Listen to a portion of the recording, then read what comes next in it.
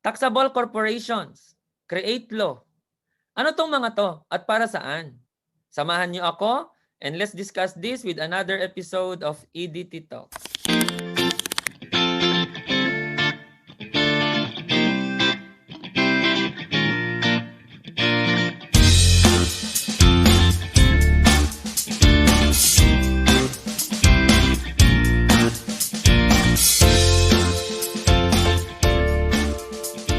If you are new to my channel, I'm Mr. Enrico Ditabag.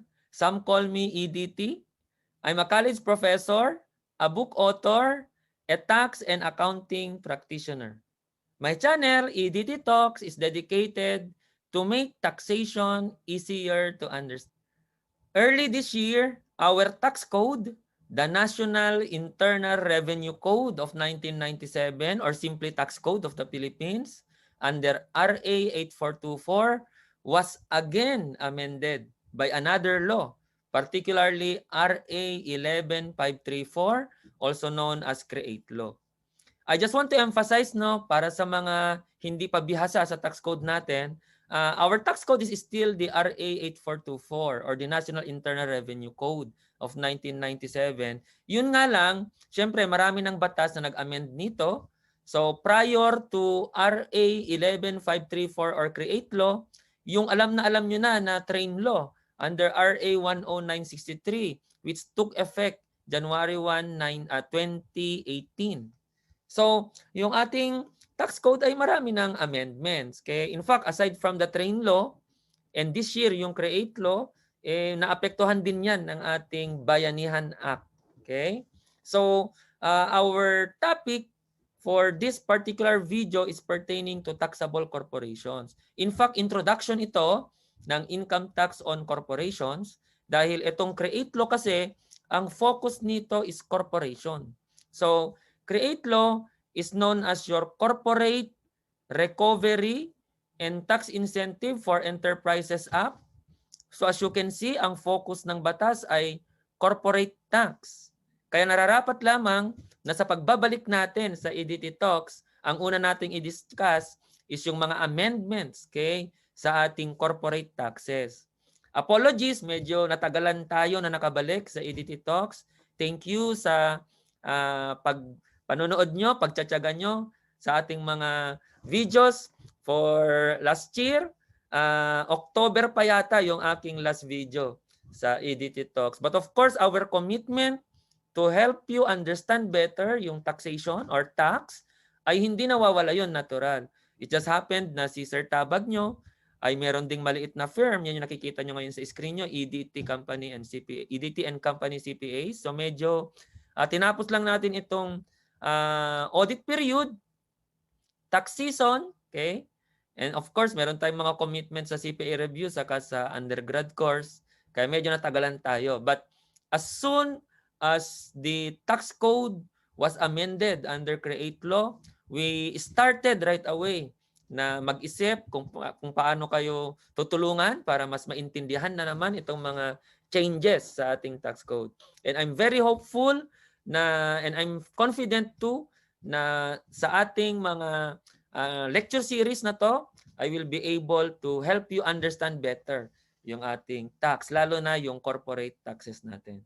So again, our topic in this video, particular video, is the taxable corporation. So introduction ito ng topic na income tax on corporations. And I'm very sure aware kayo na napakalawak ng topic na yan, income tax on corporations. That's why we need na hatiin ito sa mga subtopics. Okay? So uumpisahan natin sa subtopic na to. Ano-ano ba yung mga entities na kino-consider ng tax code natin na corporations? At taxable ba yun? Okay? So as you can see, dahil taxable corporation yan, nagkakaroon ka siguro ng idea at baka nabasa mo na yung ating mga post sa social media na ang susunod na topic natin ay tax-exempt corporations. So, it is necessary for us to identify first ano-ano yung mga tinatawag natin na taxable corporations, yung mga pasok sa definition ng corporation under our tax code. And later, sa susunod na video natin, ano-ano naman yung mga pasok sa definition ng corporation sa tax code natin, nonetheless, they are exempt under the law. Okay? So sige, sit back, relax, and I hope you will learn from this lecture series ni Sir Edith niyo. Okay, let's proceed. So by the way, no, Create Law took effect, okay, noong April 11, 2021. Ngayong taon lang to, okay? Pinirmahan yan ng ating presidente noong March 26, 2021. And then pinablish right away, kinaumagahan, March 27, 2021. And 15 days thereafter, naging ganap itong batas, and that is on April 11, 2021. Okay? So remember the dates, ha? However, although April 11, 2021 ang effectivity ng Create Law, there are some provisions of the Create Law na ang effectivity ay earlier than April 11, 2021. Didiscuss natin yan sa third video natin sa regular corporate income tax. So, when are we going to apply the revised regular corporate income tax? April 11 or earlier? Okay? So, matututunan natin yan sa ating third video. Kaya I hope sasamahan nyo ako hindi lamang dito sa unang video natin, pero the entire series ng income tax on corporations. Okay? So, what is corporation? Corporation, for taxation purposes, is defined under Section 22 of our tax code. Again, ang tax code natin ay RA 8424. Ang title niyan ay National Internal Revenue Code of 1997 as amended, okay? By RA 10963, hindi lang natin pinakita diyan kasi nga ang focus natin ay Create Law. And then recently, it was amended by Create Law under RA 11534. So, sabi ng Section 22 ng ating tax code, ang corporation ay ang mga sumusunod. Number 1, one-person corporations. Yes, under the revised corporation law, okay, allowed na ang one person to create or organize or register one-person corporation or simply to register a corporation. Dati, prior to the amendment of the revised corporation code of the Philippines, para tayo ay makapagbuo, makapag-create, makaregister ng isang corporation, dapat at least 5 kayo. Okay? Natural man or juridical person. However, because of the amendment sa revised corporation code natin, isinama na, inalaw na ng batas na kahit mag-isa mo lang. Halimbawa, Enrico D. Tabag. Kunwari, let's incorporate EDT Talks. EDT Talks, OPC. Provided isa lang ang shareholder. So ano ba kasi ibig sabihin ng one-person corporation? So a one-person corporation is a corporation with single stockholder. So hindi ba yan, sir, kagaya ng sole proprietorship? Actually, pareho sana. Yun nga lang, yung sole proprietorship hindi mo siya trinatrato na corporation. Pero dito sa OPC, corporation talaga to. Registered ito sa Securities and Exchange Commission. So, ibig sabihin, sir, yung sole proprietorship ba pwedeng i-convert sa corporation under OPC? Yes. Provided, sabi ng batas, dapat natural person lang yan or trust or estate. Hindi lang basta EDT Talks, ganun, na hindi naman represented by Enrico D. Tabag. Okay? So, dapat the stockholder or the shareholder, okay, should be a natural person, pero pwede rin ang trust and estate. So, kagaya nga ng example ko kanina, EDT Talks OPC. Nilalagay kasi sa dulo OPC kapag kayan ay OPC. So, therefore, sir, halimbawa, EDT Talks, isa lang may-ari, Enrico D. Tabag, kaso in-incorporate as OPC. So, ibig mo bang sabihin, sir, kahit ikaw lang may-ari niyan, pag tinax yan, itatax na kagaya ng isang korporasyon? Yes. Kasi pasok, sir, sa definition ng corporation under Section 22 of our tax code. Okay? So that's number 1, one-person corporation. So our purpose here is to determine ano-ano ba yung mga entities, okay, na pasok sa definition ng corporation and therefore taxable as corporation. Okay, next, number 2. Partnerships, no matter how created. So, syempre, obviously, pag sinabi mong partnership, hindi naman korporasyon yan eh. Partnership nga eh. Si Pedro saka si Ana, partners. Okay? Nagtayo sila ng isang negosyo, dalawa lang sila. At partnership yon. Okay? Hindi siya naka-incorporate. Kasi pag corporation, articles of incorporation.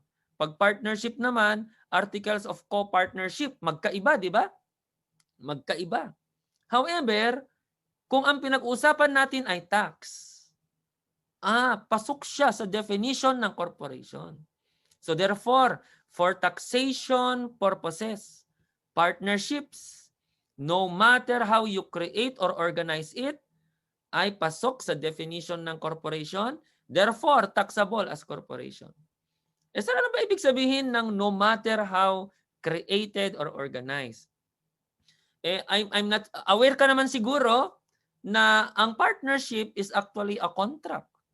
So therefore, there should be meeting of the minds bago ma-create ang isang partnership.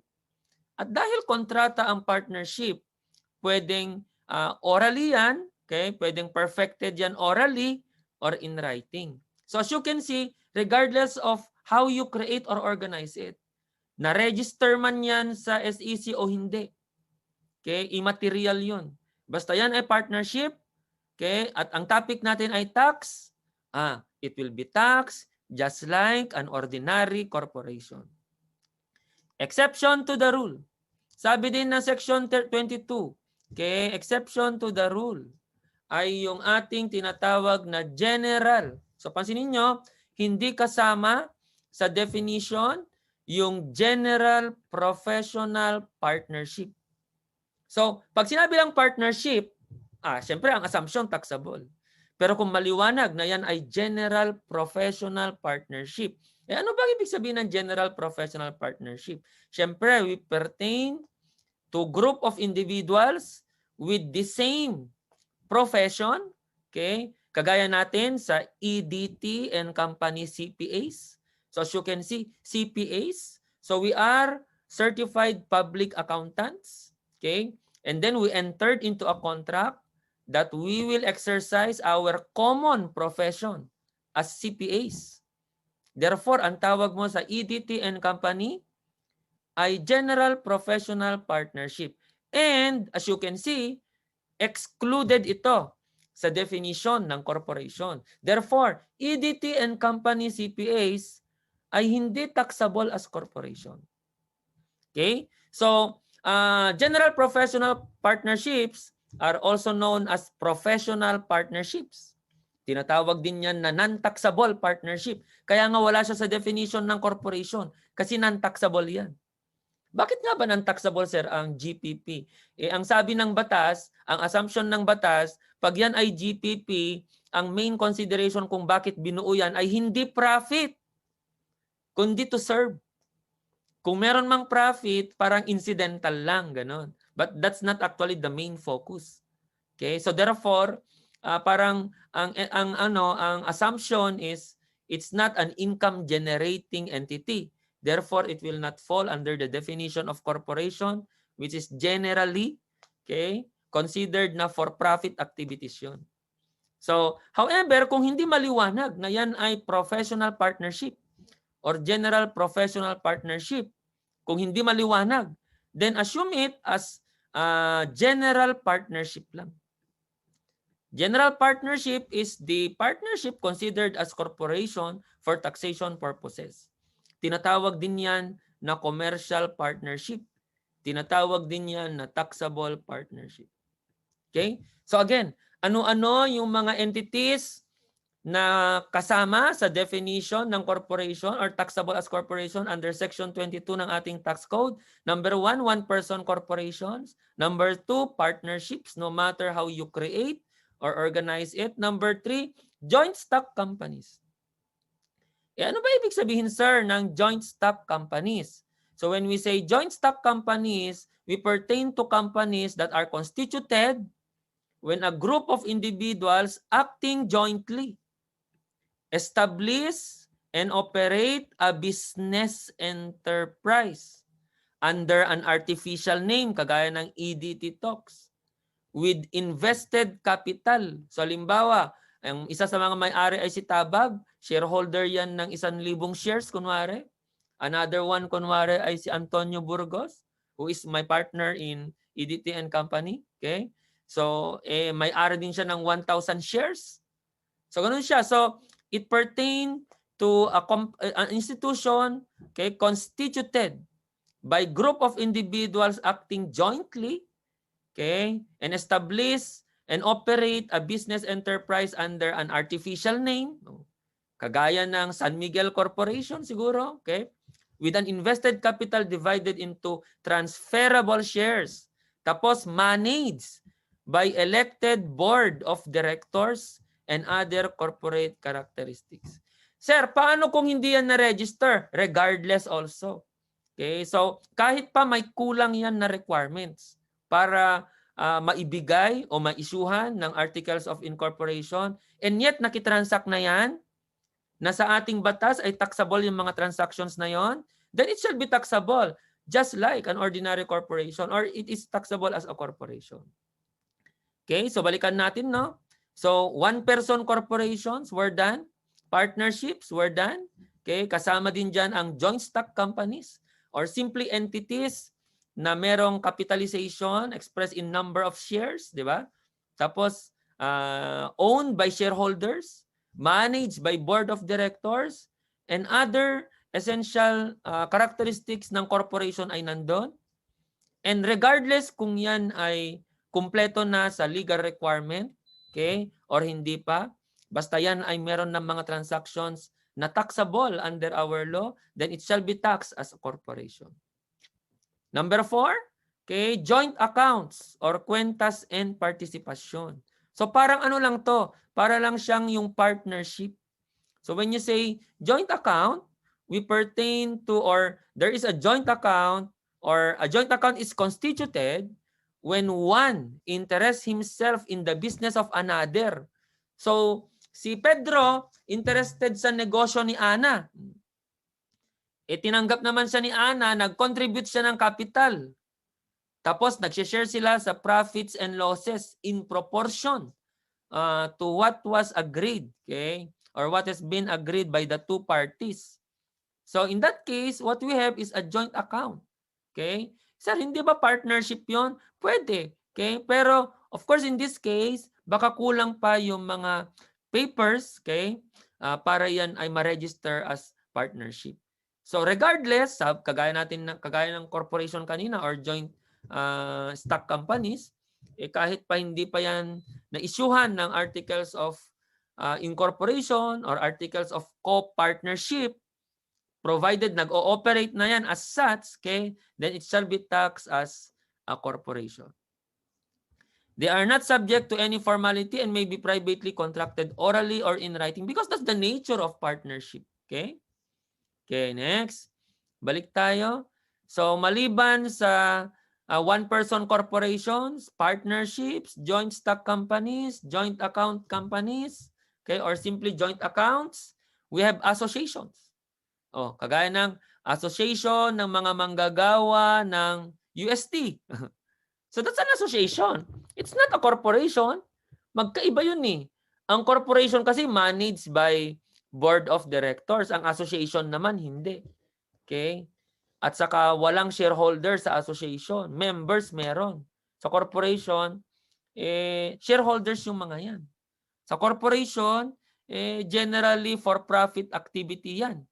Yung association normally is simply for the benefit of the members. So therefore, legally speaking, association is not a corporation. However, for taxation purposes, so halimbawa, asosasyon ng mga homeowners, okay, ng isang subdivision, that's an association. Hindi siya actually corporation. However, kung tax ang pinag-uusapan natin, i-tax natin yung mga yan as a corporation. Okay, so I hope maliwanag. And lastly, insurance companies. Okay, so yung mga yan, ang enumeration sa ating Section 22 ng tax code natin na pasok sa definition ng corporation.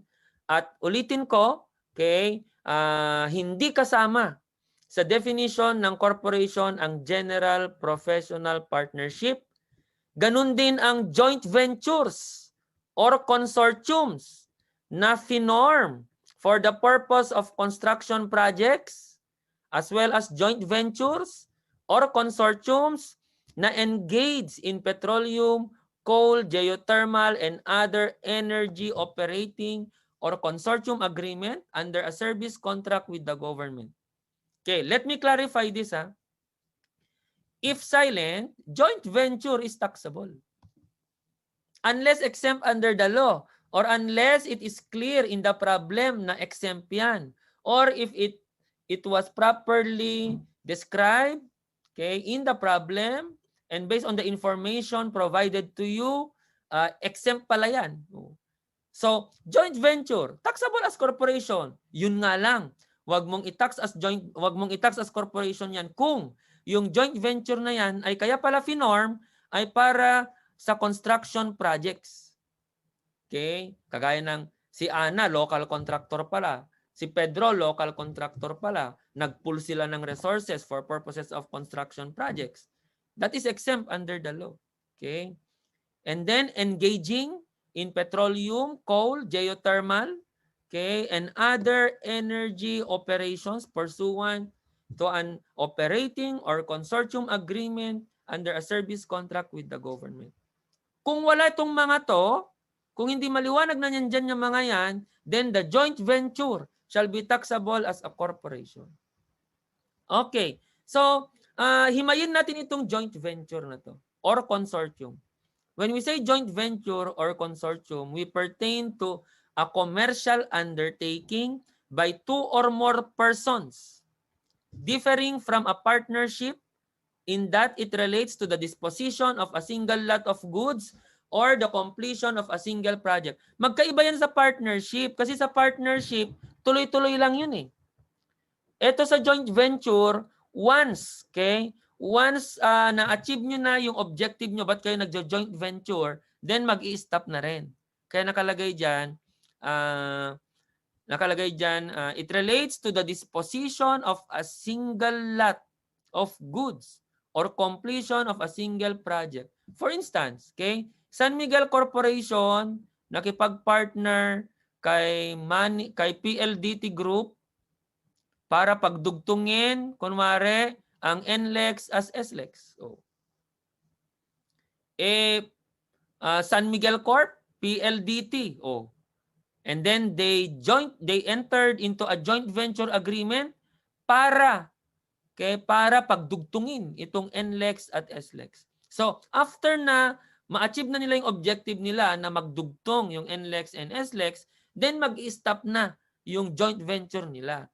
And that is different from a partnership. Kasi yung partnership, you continue to be partners unless ayaw nyo na sa isa't isa. Okay? So yun ang difference ng dalawa. In general, sabi ko nga kanina, a joint venture or consortium is taxable as a corporation unless expressly provided otherwise.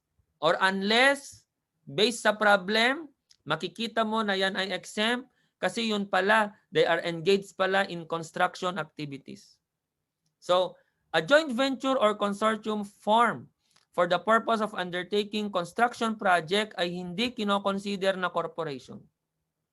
You can also read Revenue Regulation 10-2012. Okay? And mayroong requirement to, hindi como joint venture na nagsama for construction activities, exempt na agad. Okay? The joint venture was formed for the purpose of undertaking construction project. Okay, yun yung unang-una. Pangalawa, it should involve joining, pooling of resources by licensed local contractors. Hindi naman kung sino-sino lang. Okay? That is licensed as general contractor by the Philippine Contractors Accreditation Board or PCAB ng DTI. Okay? So pag na-meet yung mga yan, tapos yung local contractor are engaged in construction business and the joint venture itself must likewise be duly licensed as such by the Philippine Contractors Accreditation Board ng DTI. So, pag na-meet lahat yung mga yon, then the joint venture engaged in construction activities is exempt from income tax because it is not taxable as a corporation. Paano naman sir yung mga foreign contractors? Pwede rin ba na ma-exempt yan? Sabi ng batas natin, pwede.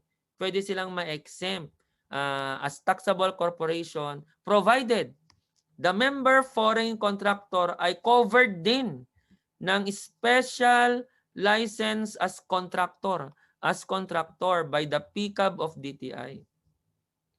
Philippine Contractors Association Board, di ba? Accreditation Board ng DTI. Okay? At maliban doon, the construction project must be certified by the appropriate government agency, okay, that the project is foreign finance, internationally funded, and that international bidding is allowed under the bilateral agreement entered into by and between the Philippine government and the foreign or international financing institution pursuant to the implementing rules and regulations of RA 4566 na tinatawag ding Contractors License Law. Okay? So, yun yung mga pasok sa definition ng ating corporation. Ulitin ko, I hope maliwanag, no? So, taxable as corporation, ang mga number 1, one-person corporations. Number 2, partnerships. Number 3, joint venture, joint stock companies. Number 4, joint accounts. Number 5, associations. Number 6, insurance companies. And although hindi binanggit sa enumeration, maliwanag pa rin pag tinuloy mong basahin yung tax code na ang mga joint ventures ay generally taxable as corporation at nandun din sa ating related revenue regulation RR 10-2012. Okay? At binanggit naman natin na itong mga to ay hindi pasok GPP sa mga joint ventures na pertaining or formed for purposes of construction activity and joint ventures or consortiums engaged in petroleum, coal, geothermal, and other energy operations pursuant to an operating or consortium agreement under a service contract with the government. Okay? So, i-memorize nyo yung mga exclusions na mga yan sa definition ng corporations natin. Okay? So, that's our taxable corporation under Section 22 of our tax codes. So, I hope naliwanagan kayo kung ano-ano yung mga pasok sa definition ng ating corporation. Okay? Sa ating tax code as amended by the CREATE law. Okay, GOCCs or government-owned or controlled corporations. So sabi ng batas natin, kagaya ng isang corporation or ordinary corporation, yun din yung tax ng isang GOCC. So again now, government-owned or controlled corporations are taxable just like an ordinary corporation. Okay? Unless provided otherwise under the law. Okay? Kagaya ng, ito yung ating legal basis pala, RR 5-2021 ng CREATE law natin. Sabi dyan, GOCCs, okay, shall pay, okay, tax, okay, shall pay such tax rate or rate of tax upon their taxable income as are imposed upon corporations or associations engaged in similar business, industry, or activity. Okay? So it includes GOCCs, agencies, government agencies, and government instrumentalities. Okay? So they shall pay the same rate of tax.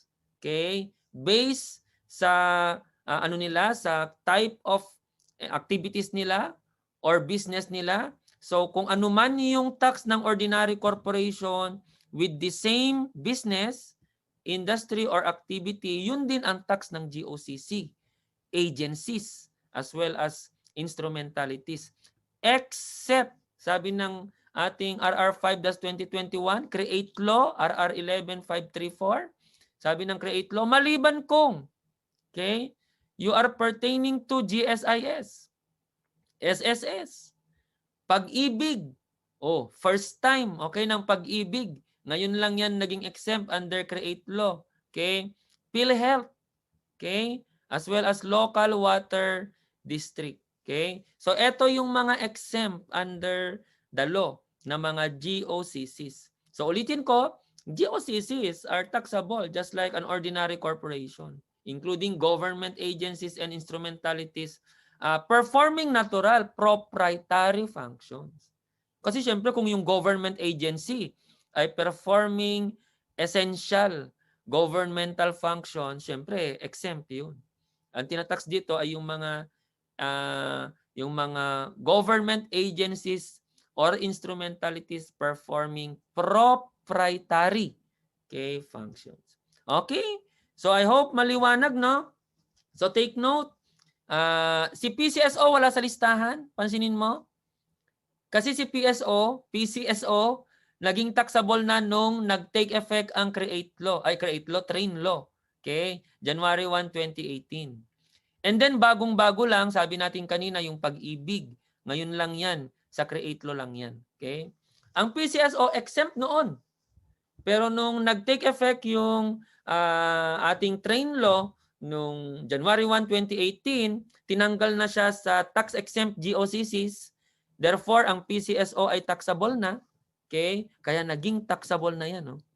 Pero, ang Pag-ibig noon, taxable naman. Okay? Ngayon naman, ginawa siyang exempt under Create Law. Bago lang yung Pag-ibig na naging tax-exempt. Okay? So, I hope maliwanag. That's our first topic sa lecture series natin na Income Tax on Corporations based on Create Law. Thank you for watching. I hope may natutunan kayo at nasimplihan natin ang pag-intindi sa mga provisions ng tax code under Create Law. See you sa next video natin.